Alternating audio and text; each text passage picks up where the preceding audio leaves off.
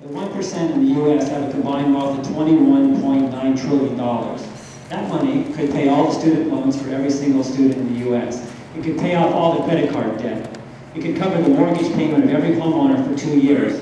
It could cover the rent of every tenant for 6 years. It could buy all the homes foreclosed in the past 3 years. It could pay the annual salaries of 19 million families for 1 year.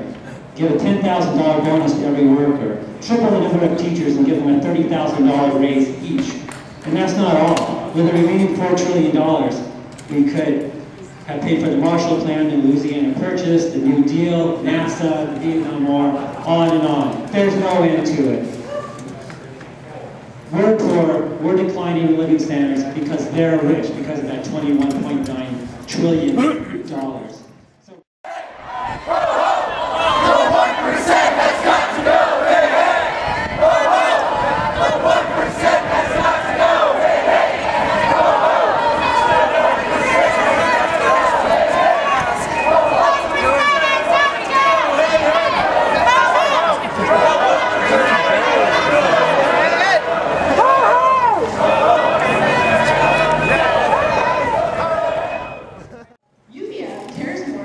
Paying Fogel his $400,000 paycheck not to sue them than it does about letting students complete their majors. They would rather make it a nightmare to graduate with a college degree than hire enough professors to have reasonable class sizes.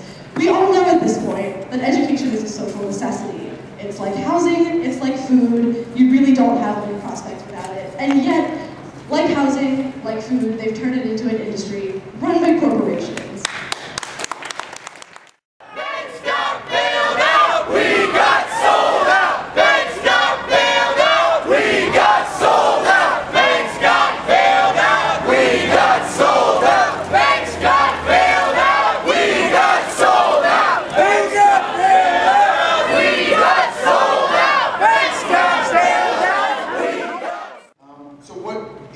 Occupy Wall Street and what we're doing here, Occupy Burlington. What do they stand for?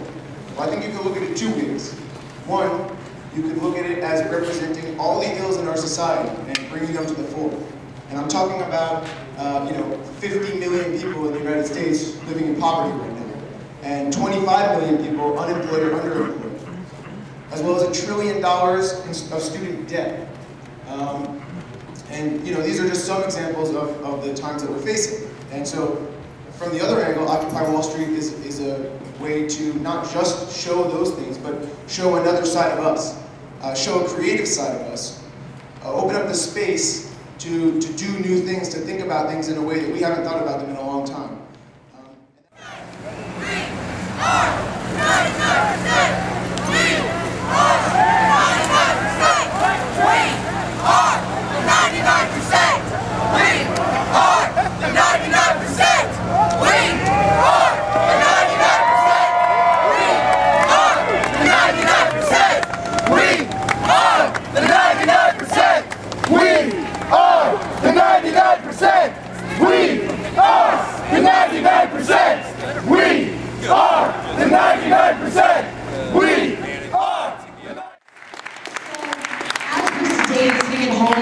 The young people here did what they were told, they went to school, they work hard, they're getting grades, and then they come out of it with no job, with the student debt up to their eyeballs. And we're being told by Wall Street that we should occupy the office, that we should get a job. Well, yeah, that's why I'm in $40,000 of debt in my sophomore year of college, because I'm trying to get a job. And you're making it very, very hard for me. So I'd like to say that every time you hear someone say, well, those occupiers are making it hard for regular people to go to work and get a job, you should probably let them know that actually it's capitalism that's making it hard for regular people to work. Tell me what democracy looks like! This is what democracy looks like! Tell me what democracy looks like! This is what democracy looks like! Tell me what democracy looks like! This is what democracy looks like! The cops are separating, trying to separate the movement. Unions need to be the ones to break that. In New York today, there are thousands of union members and thousands of Occupy activists. That's what we need here in Burlington. That's what we need everywhere, in Portland, and every other occupation going on right now. So there needs to be this is kind of my challenge to the labor movement. Any labor activist here, you can grow a hell of a lot by attaching yourself to the Occupy movement. We want you in the movement. We need the defense that labor can bring us.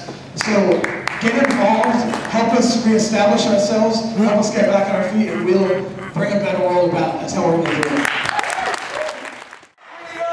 Unstoppable! Another world is possible! We are unstoppable! Another world is possible! We are unstoppable! Another world is possible! We are unstoppable! Another world is possible! We are unstoppable! Another world is possible! And the United States and Mubarak were trying to tamp it down. We had rallies, including right here in Burlington, but all over the country in solidarity with Egypt, demanding that their voices be heard. And in response to that, just a few weeks ago, people in Egypt had rallies in solidarity with Occupy Wall Street. With occupation all over the country. Because every day, more and more workers in Greece, in Egypt, and right here in the United States are realizing that they have more in common, that we have more in common with each other than we do with the 1% in our own country.